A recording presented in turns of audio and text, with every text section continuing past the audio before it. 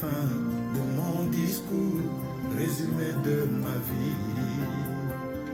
Oh, Jésus, tu es la plus belle chose qui me soit arrivée dans ma vie. Jésus, tu es la plus belle chose qui me soit arrivée dans ma vie. Je me presse comme un fou, je me vide des beaux mots, et la verve de ma langue n'est qu'à toi, Seigneur. Je me presse comme un fou, Alléluia. je me vide des beaux mots. Que Dieu soit béni, frères et sœurs dans le Seigneur. Nous vous saluons partout ailleurs. Que la grâce de notre Seigneur et Sauveur Jésus-Christ soit à votre partage. Je crois que nous sommes là en forme par la grâce de Dieu. Nous vous saluons tous là où vous êtes, de près ou de loin. Que la bonté du Seigneur soit votre partage. Nous sommes là encore dans notre samedi évangélique. En tout cas, nous sommes très contents et nos familles, Iowa State, et ceux-là qui sont en Afrique, nous vous saluons tous dans le nom de notre Seigneur et Sauveur Jésus-Christ. Nous saluons aussi notre frère Kevin depuis Paris, France. Que Dieu vous bénisse pour votre soutien de loin. Et je crois que même ceux-là qui nous soutiennent de près, que l'amour du Seigneur soit votre partage. Et nous voulons entrer dans notre chemin. Vous savez, c'est important quand on se réunit dans la présence de notre Seigneur. Nous commençons d'abord à lui dire merci dans cette cantique qui est merveilleux. Alléluia. Jésus, tu es la plus belle chose qui me soit arrivée dans ma vie. Jésus, tu es la plus belle chose qui me soit arrivée dans ma vie. Alléluia. Merci Seigneur. Nous bénissons le nom du Seigneur. Nous saluons le frère Pacom à partir de Iowa City. Que la paix du Seigneur soit à votre partage cette soirée. Merci beaucoup à tous les frères et sœurs. Médicament pour ma vie, pharmacopée pour ma maison. Les docteurs de mon âme, c'est toi Jésus-Christ. Médicament pour ma vie, pharmacopée pour ma maison.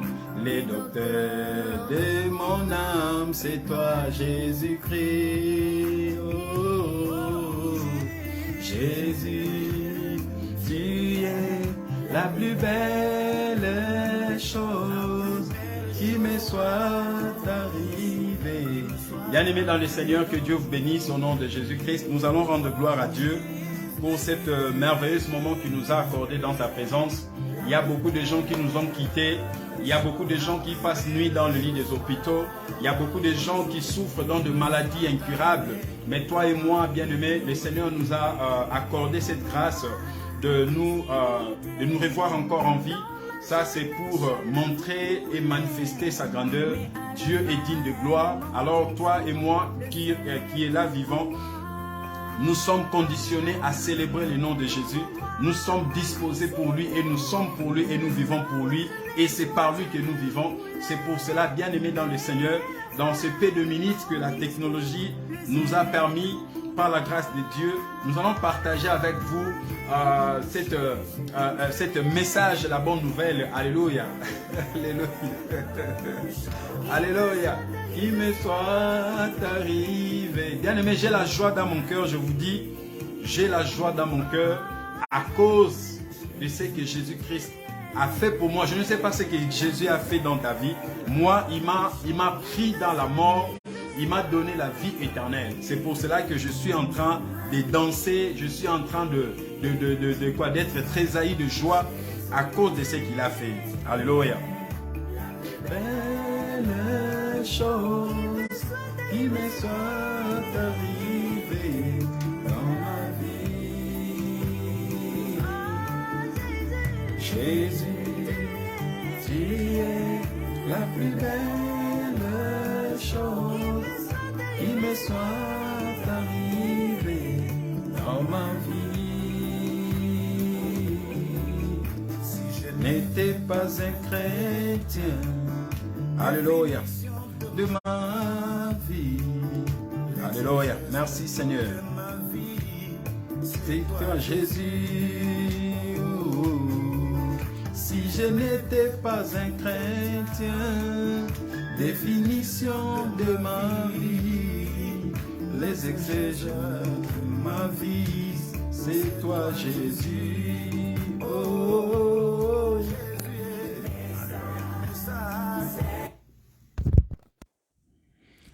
Alors, bonsoir, bonsoir, peuple de Dieu. Nous vous saluons tous dans le nom de notre Seigneur et Sauveur Jésus-Christ. Nous voici encore dans notre soirée évangélique. Nous allons d'abord prier et à remettre ce moment entre les mains du Seigneur, car c'est lui qui est le maître de tout esprit. C'est lui qui permet que mon âme soit encore vivant, c'est lui qui permet que je puisse encore avoir le souffle de vie, et c'est à lui qui doivent c'est lui que nous devons rendre gloire et louange. Nous allons prier là où vous êtes, cette live vous prenne. Nous allons prier ensemble pour que ce moment soit inondé par la puissance du Saint-Esprit. Nous ne pouvons rien faire sans le Saint-Esprit. Vous savez, le Saint-Esprit, c'est lui qui est l'auteur de la parole de Dieu. Alors nous avons besoin que l'Esprit de Dieu prenne contrôle dans notre vie, dans notre live, dans notre moment que nous nous sommes mis ensemble. Nous allons prier et que Dieu puisse prendre contrôle de ce moment. Nous allons prier ensemble. Notre Père, toi qui es assis dans ton trône éternel, que ton nom soit sanctifié dans le nom de Jésus-Christ, que cette soirée nous sommes venus, Seigneur, auprès de toi. Nous te remettons ces moments et nous te l'offrions entre tes mains. Seigneur, nous sommes venus cette soirée comme des instruments. Toi-même, toi seul, tu peux nous faire donner des instructions, Seigneur. Et pendant ces moments que nous sommes mis ensemble, Père éternel, à écouter de ta part, nous croyons que ta parole nous dit que l'homme ne vivra pas du pain seul, mais de toute parole qui sort de la bouche de l'Éternel. Nous voulons en ces lieux être enseignés, instruits par ta parole, mais c'est que nous avons besoin que ton esprit seul qui puisse prendre contrôle de ce moment. Nous voulons disparaître, que ton esprit puisse apparaître en ces lieux. Je prie, Seigneur mon Dieu, et que tu puisses à te manifester, Seigneur. Montre-toi pendant ces moments de l'exaltation. Montre-toi pendant ces moments que nous sommes mis ensemble, Seigneur, car tu nous as recommandé, Seigneur Jésus, d'aller prêcher la bonne nouvelle à toute la nation, et quiconque croira sera sauvé, sera baptisé et sera sauvé. C'est pour cela nous voici que tu nous as envoyé, même dans cette canal que la technologie peut nous permettre cette soirée. Seigneur, nous voulons parler de tes oracles. Nous voulons, Seigneur, parler de ta part. C'est pour cela que nous demandons l'aide du Saint-Esprit dans le nom de Jésus-Christ, et nous refusons tout esprit de distraction, Seigneur. Nous les chassons au nom de Jésus-Christ de Nazareth. Nous avons ainsi prié. Amen, amen. Que Dieu vous bénisse, bien-aimés dans le Seigneur. Bonsoir, il est 19h passées de 56 minutes. Que la paix du Seigneur soit votre partage, vous qui nous suivez partout ailleurs. Nous sommes Missionary Evangelical All Nation Ministry, et nous avons reçu cet mandat ou cet appel d'aller dans toutes les nations, d'aller dans tout le coin, d'aller dans toutes les communes, dans tous les villages ainsi que de villes, pour propager l'évangile de la grâce de Dieu manifesté en Jésus. Voici ces temps qui nous est accordé, bien-aimés dans le Seigneur. Je crois que cette soirée, vous ne serez pas dessus, parce qu'en Christ, il n'y a point de déception. En Christ, il n'y a point de déception. C'est pour cela que nous sommes là ensemble, bien-aimés dans le Seigneur, par cet amour que le Seigneur a manifesté dans la croix. et que toi et moi, nous soyons sauvés par Christ. Amen, amen.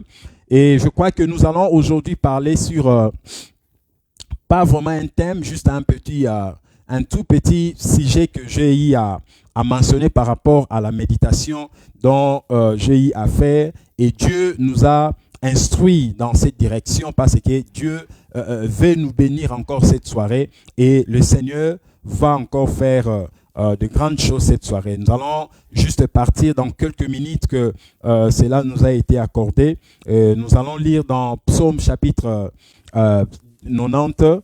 Nous allons lire que 2 versets, le verset 10 ainsi que le verset 12. Et le deuxième passage, ça sera dans 2 Chroniques chapitre 9. On va prendre que le verset 20 ainsi que le verset 23.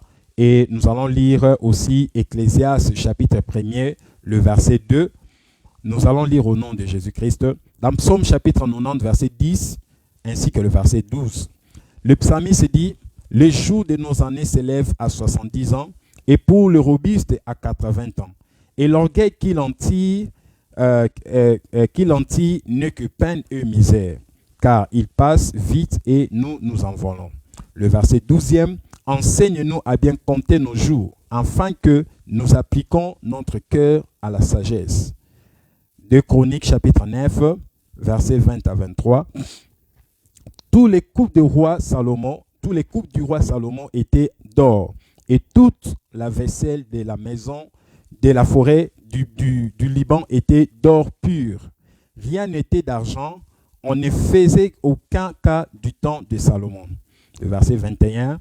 Car le roi avait des navires de Tarsis, naviguant avec le serviteur de Huram.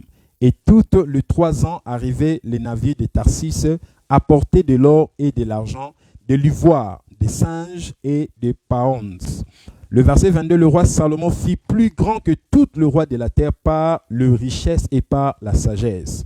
Tout le roi de la terre, le verset 23, cherchait à avoir Salomon pour entendre la sagesse que Dieu avait mis dans son cœur. Ecclésiaste chapitre 1er, le verset 2e. Vanité de vanité, dit Ecclésiaste, vanité de vanité, tout est vanité. Alléluia. Gloire à Seigneur, gloire à Dieu. Bien-aimés dans le Seigneur, nous voici encore là dans cette nouvelle saison que nous sommes en train de nous emporter.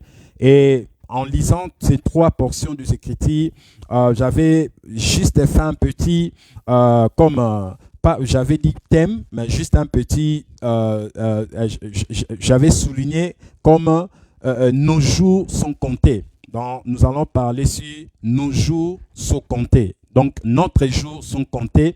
Tes jours à toi sont comptés. Notre jours à nous sont comptés sur cette terre de vivants. Dans cette terre que nous sommes en train de nous naviguer, nous devons mettre ça en notre tête et que notre vie ou notre jour sont comptés. Sont comptés. Pourquoi? Nous allons découvrir cela par la grâce de Dieu, bien-aimés dans le Seigneur.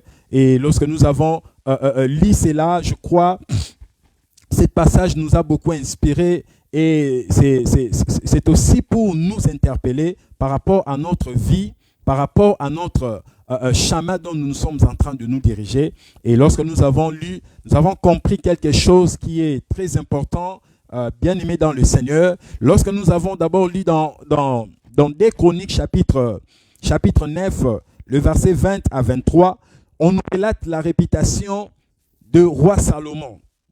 On nous a relaté, il était un homme grand de son époque et il était rempli de la sagesse ainsi que son intelligence. Donc Salomon était un roi qui était très riche de son époque et même si dans le contexte biblique, on nous montre que dans nos temps d'aujourd'hui, si Salomon était, il pouvait y avoir personne qu'on pouvait comparer avec Salomon. Parce que le roi Salomon avait beaucoup de réputation de sa sagesse ainsi que de son intelligence.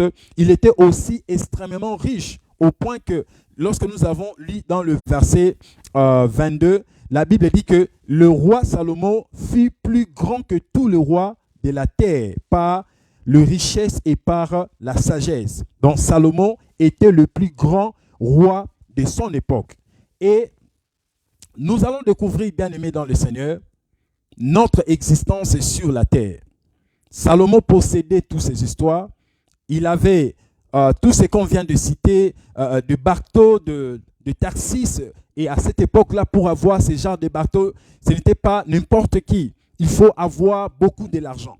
Et lorsque aussi nous avons lu, nous avons découvert que le bateau de Tarsis de Salomon ne faisait pas comme tout autre bateau. Mais pour lui, le business, ça faisait, c'était pour aller récolter de biens. On a cité dans le verset 21 de 2 Chroniques qu'on vient de lire, la Bible dit que le navire de Tarsis apportait de l'or, de l'argent, de l'ivoire, des singes. Donc on voit que Salomon avait beaucoup d'argent. Salomon, il possédait beaucoup de choses de ce monde. Bien aimé, la Bible ne nous interdit pas d'en avoir. Si tu es riche, je ne sais pas ce que tu possèdes, la Bible n'est pas contre toi. Mais nous allons voir par rapport au temps, parce que notre sujet que nous sommes en train de parler cette soirée, c'est si nos jours sont comptés. Nos jours sont en plein comptage. Et lorsque nous sommes en train de marcher, ça doit nous interpeller. Et c'est là, je disais, je peux encore le redire, cela ne peut pas nous empêcher d'en posséder. Si tu as 10 maisons, cela n'est pas un péché. Mais nous allons voir qu'est-ce qui a fait et que le plus grand roi Salomon de son époque, après tout ce qu'il possédait, de tout ce que nous venons de citer, et la Bible dit non pas seulement qu'il était le plus grand, mais le roi Salomon avait aussi beaucoup d'histoires. Et lorsque nous avons compris de tout ce que Salomon avait, et dans le chapitre 1er de Ecclésiaste, le verset 2e, et toute l'expérience qu'il a fait aboutissent à une conclusion que, bien aimé dans le Seigneur, j'aimerais que tu puisses bien noter cette verset, Ecclésiaste chapitre 1, le verset 2e. Tout ce que Salomon avait, la grandeur, l'élévation, je crois que toi aussi tu penses à l'élévation.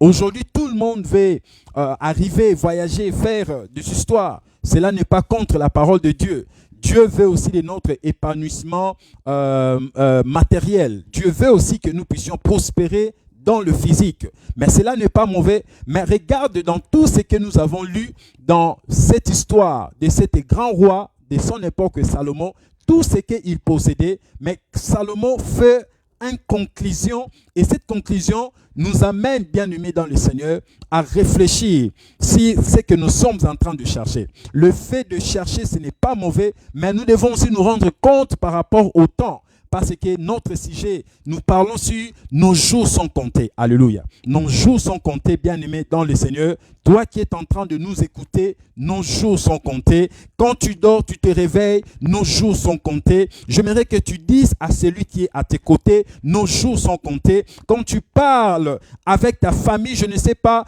dans le téléphone ou dans quel moyen que la technologie nous permet, dites-les, nos jours sont comptés. Alléluia. Et nous avons vu le roi Salomon dans tout ce qu'il a possédé, mais après l'expérience de sa vie, Salomon a fait cette conclusion, et cette conclusion de sa vie, il dit, vanité de vanité, tout est vanité. Salomon, quoi qu'il possédait, mais à la fin de son discours, il dit que vanité de vanité, tout est vanité. Alléluia. J'aimerais que tu puisses dire à celui qui est là auprès de toi, dites-lui que vanité de vanité, tout est vanité. Et cette expression est vanité que Ecclésiaste, Salomon nous apprend dans le verset 2e. Le roi nous fait comprendre que ce que nous avons, il y a encore des choses qui sont plus que ce que nous sommes en train de chercher. C'est ce que j'ai dit, la richesse n'est pas mauvaise. Avoir de l'argent, je ne l'interdis pas. Mais Salomon fait la résumé de sa vie. Il nous montre que ce que nous avons et ce que nous sommes en train de chercher, il y a encore des choses qui sont plus importantes que ce que nous possédons. Et c'est pour nous amener dans ce qu'il a fait comme constant. Il est en train de nous apprendre que il y a des choses que nous devons chercher, quoique ce que nous possédons, il y a des choses que nous devons laisser à la première place. C'est pour cela, bien aimé dans le Seigneur, j'aimerais que quand tu cherches la vie, quand tu cherches à gagner cette vie présente que nous sommes, j'aimerais te dire que toutes ces choses sont vanité. Toutes ces choses sont vanité. Il y a d'autres personnes qui se livrent, ils donnent leur vie à satisfaire le monde, mais ils ne savent pas que ce sont des choses vanité et ça passera. Alléluia. Et ça, Salomon qui est en train de nous montrer que quoi qu'il possédait, le bateau de Tarsis qu'il avait, mais à la fin de son discours, bien aimé, quelle sera le dernier parole de ta vie? Mais regarde Salomon, le dernier parole de sa vie, il dit vanité de vanité, tout est vanité. Alors bien aimé, là c'est pour t'encourager dans ce que tu es en train de faire. Pense aussi qu'il y aura un jour qui viendra, et le jour qui viendra, ça sera plus que ce que tu possèdes. C'est pour nous montrer que notre finalité a de l'importance que notre présent. C'est pour ça que la Bible dit, vaut mieux la fin des choses que son commencement. Il préfère la finalité. Le commencement, ça peut sembler différemment, mais il préfère la finalité. Alors, bien-aimé dans le Seigneur, voici parfois ce que toi tu es en train de te battre le cœur, de te battre ton corps. Tu vends ton corps à n'importe qui. Tu es libre à céder ton corps à n'importe qui. Mais regarde, Salomon nous apprend que vanité de vanité, tout est vanité. Et c'est dans l'idée, c'est pour nous montrer qu'il y a des choses qui sont plus importantes que ce que nous sommes en train de nous battre sur cette terre de vivants. Que Dieu te bénisse. Alléluia. J'aime dans Jacques chapitre 4, le verset 14, l'apôtre nous fait voir l'apôtre fait une résumé sur notre existence dans la vie. Et l'apôtre dit au verset 14, il dit, car qu'est-ce que votre vie? Vous êtes une vapeur qui apparaît pour un peu de temps et qui ensuite disparaît. Là, c'est l'apôtre Jacques. Il nous enseigne la résumé de notre vie. Il nous montre, il nous présente notre vie comme de la vapeur, un peu, de la poussière, un peu de vent. On peut disparaître à n'importe quel moment. C'est pour cela, bien aimé dans le Seigneur, nous devons penser à tout cela. J'aime dans Psaume chapitre 31, le verset 16, le psalmiste parle de David. Lorsque David a fait constant, et il dit, il est en train de résumer sa vie, David dit, mes destinées sont dans tes mains. David est en train de faire cette prière à Dieu. Il dit, mes destinées sont entre les mains de l'Éternel. Bien-aimé dans le Seigneur, notre destinée est entre les mains de Dieu. Si la durée de notre vie est entre les mains de Dieu, c'est que Dieu veut attirer notre attention sur ce qui est céleste et non sur ce qui est terrestre. Voici, Salomon, ce qu'il avait, il a compris que cela était vanité. Et David a compris que sa destinée était entre les mains de l'Éternel. Bien-aimé dans le Seigneur, Dieu veut que tu sois à lui. Dieu veut que tu puisses lui appartenir. Dieu veut que nous puissions chercher les choses d'en haut. Dans Colossiens chapitre 3, j'aime quand Paul est en train de parler au peuple de Colosse, il a dit au verset 1er, il dit, si donc vous êtes ressuscités avec Christ, il dit, cherchez les choses d'en haut, où Christ est. Cherchez les choses d'en haut, où Christ est assise à la droite de Dieu. Mais quand il dit cela, il ne termine pas au verset 2e, il dit, affectionnez-vous. Non pas seulement que nous devons chercher le royaume des cieux, mais il dit, affectionnez-vous aux choses d'en haut. Donc, il est en train de nous encourager, non pas seulement à chercher le royaume des cieux, mais aussi à nous affectionner. Affectionnons notre cœur à chercher les choses d'en haut et non à ce qui est sur la terre. Parce que ce qui est sur la terre est passerelle. Que Dieu soit béni. Alléluia. Bien-aimés dans le Seigneur, c'est pour vous et moi. Et c'est pour cela que le Seigneur nous a disposé cette soirée par l'amour qu'il a envers nous. Dans Luc chapitre 12, le verset 15, j'aime Jésus, après avoir écouté la question qu'on lui demandait, j'aime quand il dit, car la vie d'un homme ne dépend pas de ses biens futurs dans l'abondance. Bien-aimé, la vie de l'homme ne dépend pas de ses richesses. La vie d'un homme ne dépend pas de ses richesses. La vie d'un homme ne dépend pas du nombre de l'argent qu'il a. La vie de l'homme, cela signifie ce qui fait la vie d'une personne. Ce n'est pas le bien qu'il possède, ce n'est pas le bien physique, mais ce qui fait la vie d'un homme, c'est ce qu'il possède dans son esprit. Ce que tu possèdes dans son esprit, c'est ce qui fait l'homme. C'est pour ça que la Bible dit, en réalité, en réalité dans l'homme, c'est l'esprit. La Bible n'a pas dit, en réalité dans l'homme, c'est ce qu'il possède. Non, en réalité dans l'homme, c'est l'esprit. Et Jésus dit que je suis venu pour vous donner le salut de vos âmes. Alléluia. C'est pour cela, bien-aimés dans le Seigneur, Jésus nous dit, notre vie ne dépend pas de richesse, quoique nous soyons dans l'abondance. Ta vie ne dépend pas de tes richesses. Ta vie, ce qui fera ta vie, ce n'est pas la richesse que tu es en train de te battre. Ce n'est pas la richesse dont tu es en train de donner des coups, malgré tout que la Bible n'interdit pas. Mais le Seigneur nous montre ce que nous devons chercher. C'est d'abord le royaume des cieux et sa justice. Alléluia. Dans Matthieu chapitre 6, le verset 33, la Bible dit, cherchez premièrement le royaume des cieux et sa justice. Et lorsque nous avons lu dans Psaume chapitre 90, le verset 10 ainsi que le verset 12, cet cantique de Moïse nous résume la vie humaine après le constant qu'il a fait. Moïse a fait un constant, il a constanté la vie de l'homme et il a constanté d'abord la vie en lui-même et ce qu'il a vu. J'aime quand il dit au verset 12, il a fait une très belle prière que j'aimerais toi et moi, nous puissions le faire. Il demande à Dieu, enseigne-nous à bien compter nos jours. Bien-aimés, demandons à Dieu. C'est la prière que nous devons faire à Dieu. Enseigne-nous à bien compter nos jours. Moïse a fait le constant de sa vie. Moïse a regardé sa vie. Il a observé même la vie des autres. Il a compris que il a compris quelque chose. C'est pour ça qu'il a fait cette prière à Dieu. Il a dit, enseigne-nous à bien compter nos jours. Bien-aimé dans le Seigneur, c'est la prière que je te recommande. Demande à Dieu. Quand tu pries Dieu, demande à Dieu de te faire montrer comment compter nos jours. Parce que nos jours sont comptés. Alléluia. Nos jours sont comptés.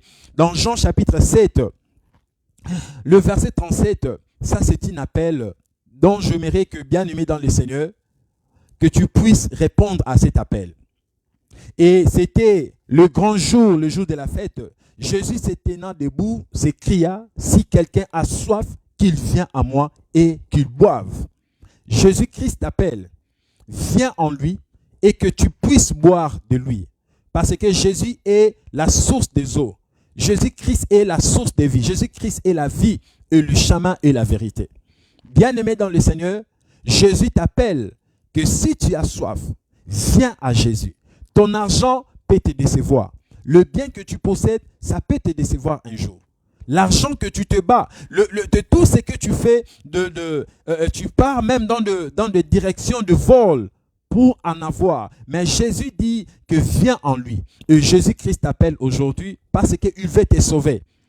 La Bible dit que si quelqu'un marche dans le désir, vivre dans le désir, il est déjà une personne morte, quoique vivant dans la chair. Donc c'est pour cela que, bien-aimé dans le Seigneur, il faudra répondre à cet appel. Jésus s'est mis debout. Il a dit que celui qui a soif, qu'il vienne à moi et qu'il boive en moi. Parce que Christ est la vie, Jésus est la source de la vie. Venez en lui et vous ne serez point dessus. Alléluia. Vous ne serez point dessus. J'aime dans Psaume chapitre 95, aussi David a fait cette constante. Écoutez ce qu'il dit au verset 7, il dit, aussi, si vous pouvez écouter aujourd'hui sa voix. Et David, le psalmiste est en train de s'y plier même. Il dit aujourd'hui, si vous pouvez aujourd'hui entendre ou écouter sa voix. Le verset 8, il dit, n'endurcissez pas votre cœur comme à Mériba. Bien-aimé dans le Seigneur, aujourd'hui, tu as entendu la voix de Dieu. Le Seigneur est en train de t'appeler parce qu'il veut te sauver. Jésus-Christ est la vie. Jésus-Christ, c'est lui qui obtient la vie éternelle. C'est pour cela que David même a compris. Le psalmiste nous montre dans Psaume 95, versets 7 à 8. Il dit, aujourd'hui, si vous avez entendu sa voix, bien-aimé dans le Seigneur, l'argent que tu possèdes ne peut pas garantir ton éternité. L'éternité est très puissant que ce que tu as aujourd'hui. C'est pour cela, battons-nous, bien-aimés dans le Seigneur, pour arriver dans ces lieux. Battons-nous pour arriver. Jésus-Christ a dit, le royaume des cieux, depuis l'époque de Jean-Baptiste, est forcé. Ce sont les violents qui vont s'en entrer. Bien-aimé, quelle est la violence que tu fais pour entrer au ciel? Et aujourd'hui, dans les temps d'aujourd'hui, nous voyons beaucoup de gens se sont livrés aux désirs de ce monde. Beaucoup de gens se sont livrés aux besoins de ce monde. C'est pour cela, bien-aimé, dans le Seigneur, ça c'est une interpellation. Jésus-Christ t'appelle, Jésus veut te sauver. Jésus-Christ est venu pour accorder la vie à tout celui qui est mort. Tu peux dire, tu as l'argent, mais tu ne sais pas en toi, tu es un cadavre. Tu roules de belles véhicules, tu montes dans l'avion, tu pars partout, tu fais des photos, mais au-dedans de toi, c'est un cadavre. Un cadavre qui marche. Les gens te voient avec une belle taille, mais tu es un cadavre. Les gens te voient avec un beau monsieur, tu as un corps là qui attire les gens, mais au-dedans de toi, un cadavre. C'est pour cela que Christ t'appelle que tu puisses boire de lui. Jésus-Christ est en train de t'appeler que tu puisses boire en lui. Dans 2 Corinthiens chapitre 4, le verset 18, j'aime ce que Paul est en train de dire, parce que nous regardons non point aux choses visibles, mais à ceux qui sont invisibles, car les choses visibles sont passagères et les invisibles sont éternels. Que Dieu vous bénisse, bien-aimés dans le Seigneur. C'est ça le message de ce samedi, le 20, je crois le 25, si je ne me trompe pas, samedi le 25 2023, le message est que tout ce que tu cherches sur la terre, ça a un délai. Mais ton éternité n'a pas de délai. Ton éternité, c'est pour toujours. Alors, le ciel et l'enfer, que choisis-tu? Jésus-Christ t'appelle, accepte le Seigneur et donne ta vie à Jésus aujourd'hui. Tu ne sais pas ce qu'un jour peut enfanter. Tu ne sais pas ce que le jour t'est préservé. Le lendemain ne t'appartient pas. La Bible dit le lendemain appartient à Dieu. Et j'aime ce que le sage dit dans Proverbe, qui sait ce qu'un jour peut enfanter? Personne. Mais Jésus sait ce qu'il va enfanter demain. C'est pour cela qu'il s'est élevé et il dit, celui qui a soif, qui s'élève et qui boive en moi. Viens à Jésus, accepte le Seigneur et donne ta vie à Jésus. Je vais prier pour toi. Toi qui veux donner ta vie à Jésus aujourd'hui, tu vas prendre une décision dans ton cœur. Tu vas d'abord reconnaître en toi que tu n'es pas sauvé, que tes œuvres ne peuvent pas te sauver. Alors Jésus-Christ est venu pour te chercher. Jésus-Christ est venu pour te chercher. Dans Luc 19, on nous apprend au verset 10e, le Seigneur est venu pour te chercher et pour te sauver. Et si tu es prêt, aujourd'hui tu veux donner ta vie à Jésus, je vais prier avec toi. Cette soirée, que tu recevras le salut que nous avons reçu par la foi et on ne paye rien. Seulement, crois que tu es péché et reconnais tes péchés. Aujourd'hui, Jésus-Christ va te sauver. Tu vas prier avec moi. Tu vas répéter cette prière. Bien-aimé dans le Seigneur, je ne sais pas là où tu es en train de préparer, en train de manger. Parfois que tu suis cette vidéo, tu es en pleine pratique du péché. Mais aujourd'hui, tu entends cette voix. Jésus-Christ veut te sauver. Le Seigneur s'est disponibilisé. Le ciel s'est disponibilisé pour toi aujourd'hui. Viens à Jésus. Nos jours sont comptés. Le lendemain ne t'appartient pas. Ouvre ton cœur. Accepte le Seigneur. Quoi que tu es dans le mal, quoi que tu te retrouves dans la boue, viens, Jésus peut te nettoyer. Et tu vas prier avec moi. Tu diras, Seigneur Jésus-Christ, aujourd'hui j'ai entendu ta voix